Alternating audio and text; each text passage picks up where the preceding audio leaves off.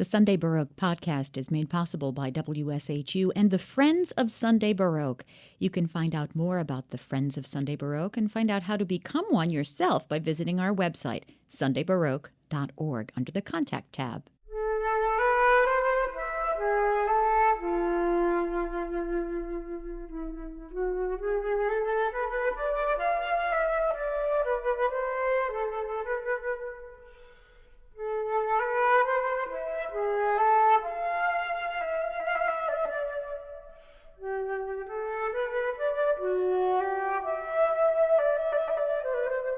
Flutist Brandon Patrick George is a member of Imani Winds and an in-demand soloist who has performed with many of the world's leading ensembles, including the Los Angeles Philharmonic, Pittsburgh Symphony Orchestra, Orpheus Chamber Orchestra, and the International Contemporary Ensemble. And he describes his debut album as a dialogue between the past and the future. It's a walk through musical history spanning 300 years. It includes music by Johann Sebastian Bach, Sergei Prokofiev, Pierre Boulez, and the living Finnish composer Kalevi Aho. Brandon Patrick George joins me on Zoom to talk about his life and career as a musician. Welcome. Thank you for having me. So first things first, in this time that we're living in, how are you doing in this time of COVID? Oof, it depends on the day, honestly, and the moment in any given day. I feel I travel so much for work that it has been nice to be home. It has been a bit of a forced vacation, if you will, just to not be able to travel. I miss my colleagues and making music with other people, and I certainly miss our audiences. But this opportunity to be home has given me the chance to celebrate birthdays and, anniversaries and things like that I've not otherwise been able to be home for. So that much is really nice. But it certainly is a challenging time figuring out where do we go from here and how do we get back to making music with one another and for everyone. Yeah. So I'm a flute player too, and I've been reading some things where flutes are the worst instruments for spewing our aerosols. Yeah, that's what they're telling us. So, I don't know until there's a vaccine or if there's some real serious distancing protocols put into place, what will really be possible in terms of safety. I'm really looking to Europe right now, as I'm sure you know, many chamber groups and even orchestras are doing smaller scale, socially distant concerts. And they seem to have found a way to move forward. And I hope that we can implement some of those things here in the US and somehow to move forward. Yeah. So you've got all these exciting professional things that we're going to talk about, but I want to dial it back and I want to hear, how did you get your start in music? How old were you, and was it in school? Were you from a musical family? Like, what are the roots of your interest and involvement in music? Well, I do not come from a musical family, but I grew up listening to lots of music, and my family, I grew up listening mostly to popular music, funk, R&B, that type of stuff. But with my grandmother, rhythm and blues on the weekends. But my grandmother was also a really big fan of PBS. And I would watch the Live from Lincoln Center performances with her. And I was so moved by the orchestra. And in cartoons, I always identified with, I would get so happy when I would hear the flute. So the sound really connected with me. And when I was in I want to say the fourth grade, I wanted to try out for the band. And I had in mind that I wanted to try to play this instrument that was very shiny and pretty that I saw hanging in a pawn shop window in Dayton, Ohio. And I saw kids carrying this case around my elementary school. And I realized that cute case had this same shiny instrument in it. And it also happened to make that same cool sound that I loved so much when I would watch the orchestra on PBS, or when I would hear cartoons, the soundtracks, and I had to play it. So I asked my mom, could I try out for the band? And she said, sure. She was supportive. And I tried out, and I could not make a sound. Just couldn't do it. I just couldn't do it at all. And they said, maybe you can try another instrument. I was very adamant. I said, no, I have to play the flute.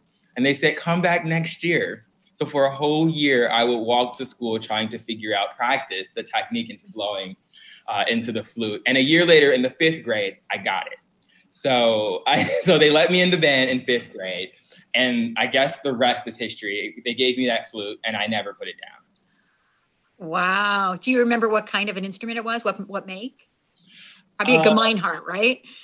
Yeah, I want to say it was actually, no. My mother rented for me an Armstrong. Okay. Also made in Indiana, which has been a good place for instrument manufacturing in the country, especially for student models. So I had an Armstrong at first, and then later a Yamaha, and then eventually, once I guess became pretty serious, got a Gemeinhardt. So speaking of flutes and flute makes and the shiny flute too, I noticed that you play at least a couple of different flutes, and I believe you're a Powell artist. Is that right? Mm-hmm. I've played many flutes over the years, notably flutes by Powell in Boston, also Muramatsu in Japan. Mm-hmm. And those are the main flutes that I've played over the years. Yes. And I also noticed that at least one of your flutes is not completely shiny silver. You play a wooden flute, one of your instruments, correct? I actually have, yes, I've played a wooden Powell. So it's a modern system flute, but made out of Grenadilla black wood. And I also play a Baroque flute, and it is a Thomas Lott copy that was made by Folkers and Powell. Baroque flute makers that were based here in New York State for many years. Mm-hmm. So I play a variety of flutes that are not the same shiny one that I saw as a kid. Yeah. So how are they? Explain how each of the instruments is different from one another, and also how do you choose which one you're going to play for a particular piece? Sure. What I can say, the most distinct difference between the wooden instruments, and take, for instance, of a silver, gold, or even a platinum flute, which I've also played, is the response and quality of the tone color. Wooden flutes tend to have a more darker round sound. It is not only because of the wood, but because the bore, the tube itself, is denser, it is thicker. So that creates a more depth to the sound, a warmer sound. And this sound is one that would have been more common during the 19th century when the modern flute system was first introduced. So if you were to think about composers who were writing at that time, such as Brahms and later Mahler, they would have known a flute that could do all of these technically advanced things because of the key system, but one that would have a bit of a warmer quality to the sound because of the wood. So very often I have used my wooden flutes for performances of symphonic music from the 19th century. And I've also used it for Baroque music as well. Of course, it does not completely compare or even stand up to the dark quality of the Baroque traversal flute, but I've used it for Baroque performances as well. Yeah. Did you use a variety of flutes on your CD? I did use a variety of flutes for the CD. And when I originally conceived the project, there were two featured, the Powell Blackwood flute, and also a platinum flute made by Powell for the World's Fair, I believe around 1932. And that is a very well-known instrument in the flute world because it was played by William Kincaid and the Philadelphia Orchestra for many, many years. And so many great recordings with Eugene Ormandy and other legendary conductors, that flute was featured. It also gained quite a reputation when it went up for auction in the 80s, fetching well over 6 figures, which was the most that a flute had ever been sold for.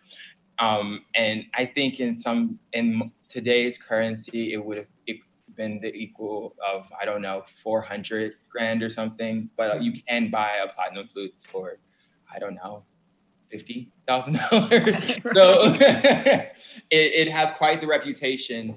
And when I originally conceived the project, I wanted to have this dialogue between the past and present, both the composers who were looking forward and other composers looking back for inspiration. Also with the instruments that were kind of futuristic at the time. You know, no one was really building platinum flutes like this in the 30s.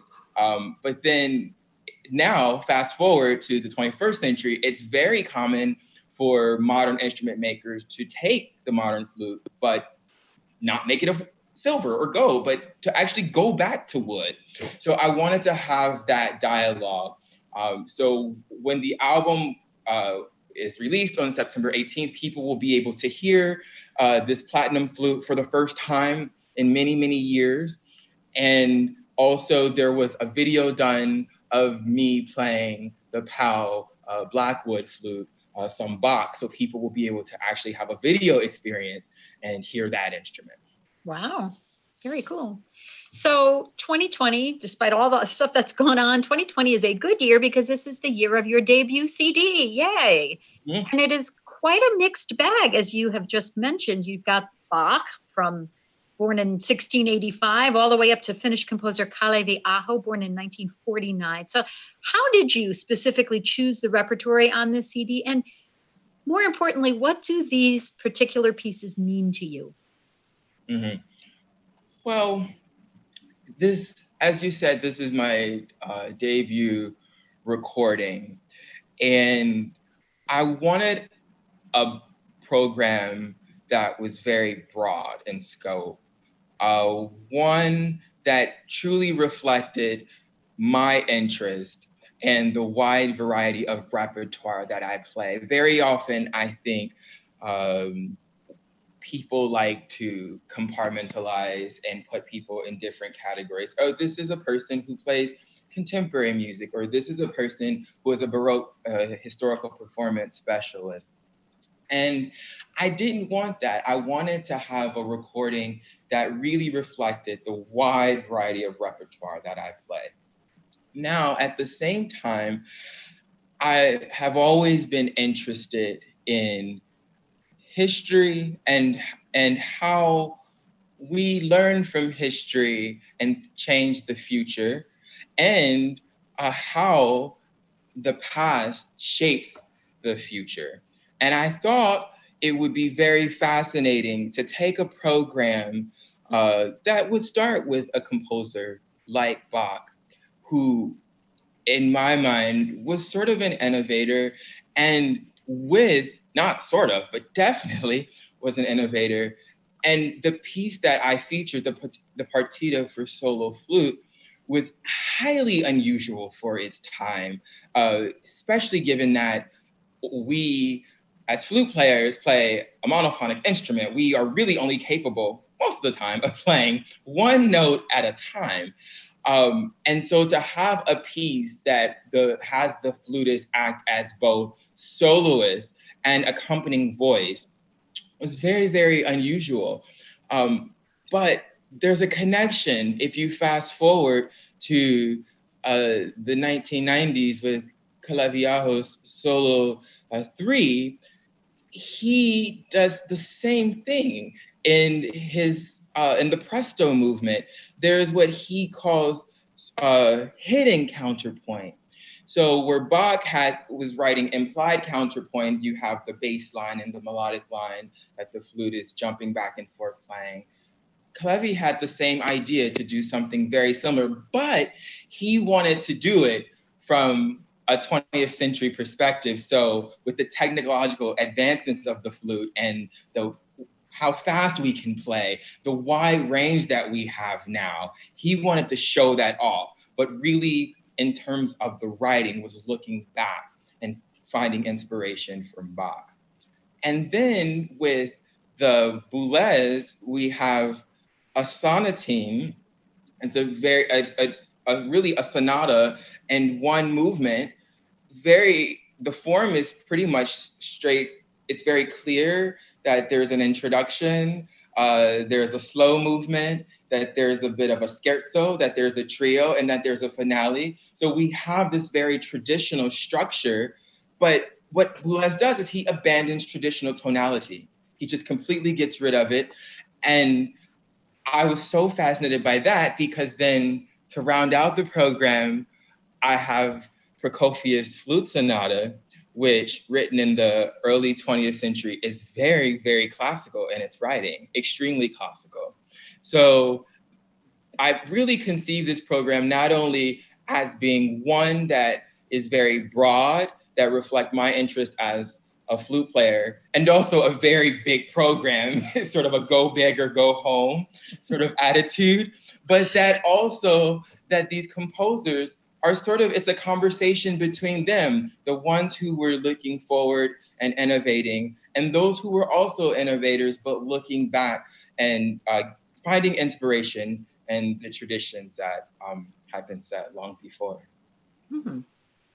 You also collaborated with two different pianists on your recording, Stephen Beck and Jacob Greenberg. How did you choose them? How do you know them? Steve Beck and Jacob Greenberg are two phenomenal pianists that I've had the great fortune of working with here in New York City. Steve and I have played many great works together. Mostly, I would say, works of the 20th century, and onward, so contemporary works.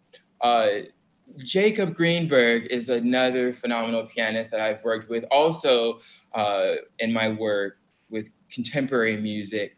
But Jacob's interests are similar to mine, that he likes to juxtapose the old with the new. And I found that to be very, very useful for my approach to the Prokofiev, which is sort of as a modern 20th century masterpiece, but very classical. And I found that we could approach it in that way together. And it just really, really gelled. And Steve Beck is just so incredible, both musically and technically. The Boulez has a monster piano part. It's definitely not a work where the piano is the secondary instrument. If anything, sometimes the flute is definitely the secondary instrument. And so it takes a lot of courage to tackle a work like that, in addition to being incredibly brilliant technically and musically inspired. And he always brings all of those things. And so I really wanted him to play that piece. And I thought that it would be a fantastic opportunity for me to, because very often you have an album where if there is a pianist, there's only one. But I thought, why not collaborate with two different pianists that can both really bring their unique qualities to those compositions? Mm-hmm, mm-hmm. So you're balancing this marvelous career as a soloist, but you are also now a member of a very prestigious wind quintet, Imani Winds. So what's it like? How is that different from your solo work, and what's it like to collaborate in a chamber group like that? Imani Winds, I can honestly say, is a complete dream. They're a phenomenal, phenomenal group of musicians that I have looked up to since my college days, when they visited and gave a guest artist recital. And it's completely overwhelmingly inspiring to work with them. In Imani Winds, we are a quintet that plays really everything from the early 20th century onward, and the group is always actively commissioning new works. So it's incredibly exciting to be a part of an ensemble that is really shaping woodwind music. And the concert experience, we often visit conservatories and give master classes both on our instruments and for chamber ensembles. And it's incredibly inspiring to see that these commissions that Imani Winds has been responsible for are becoming standard in the repertoire. So these conservatory students are coming, they're not just playing them because Imani Winds, is coming and they have to play one of the Imani Winds specialties, if you will, but really people are out there performing these pieces. Imani Winds has always championed music by composers of different backgrounds.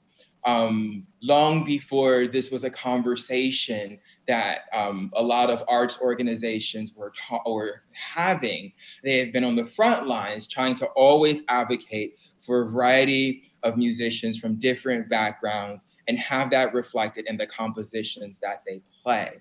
So that also is incredibly inspiring. So to be a part of commissioning and performing chamber music at the highest level is really inspiring. And as a flute player, we historically haven't had the same kinds of opportunities that our string friends have had to play chamber music. There are many great string quartets. We can name them. The list will go on and on. Piano trios, but wind quintets very often have been members of orchestras or faculty ensembles at conservatories. So it is extremely rare to have a full-time wind quintet that's traveling the world playing this repertoire. And not only playing the repertoire, but mostly new repertoire and new commissions for the group. So it just goes without saying that it's incredibly inspiring. Great.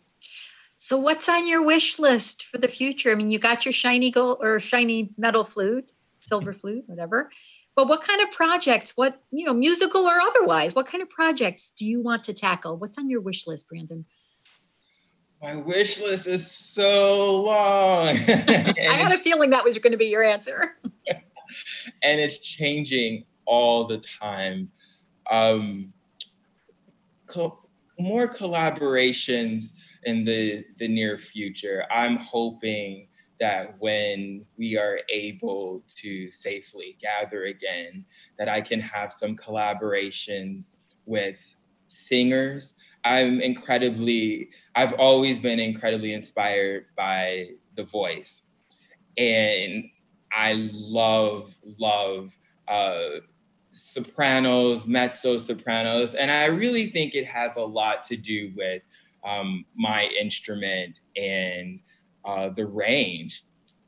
So I would love to collaborate with more singers and chamber music. Also, some recordings of the flute repertoire, continuing my interest as always in juxtaposing the old with the new. So throwing some standard repertoire out there while also recording some new works that people might not know. Since we've been in quarantine, I have really discovered some new works that I hadn't known before. For instance, I'm very interested in Ruth Crawford Seeger, who was an incredible figure in 20th century music. I think she's most well known now for her work with folk music and documenting folk music with her husband, Charles Seeger. And of course, most of us know, if you're familiar with folk music, Pete Seeger, her stepson. And But I hadn't really known a lot about her classical compositions until Imani Wins played her wind quintet last season. And I was so fascinated that during this time that I've been home, read a biography of Ruth Crawford Seeger and decided I had to learn some of her music. And I realized that she wrote a lovely piece for solo flute. So I'm hoping that I'll be able to get that out for everyone to hear and hopefully inspire young musicians to really step outside of your comfort zone and discover composers that you might not know about. There's some really, really excellent music out there. So outside of practicing, kind of encouraging students to do some reading, read some biographies, do some research, and find some new works.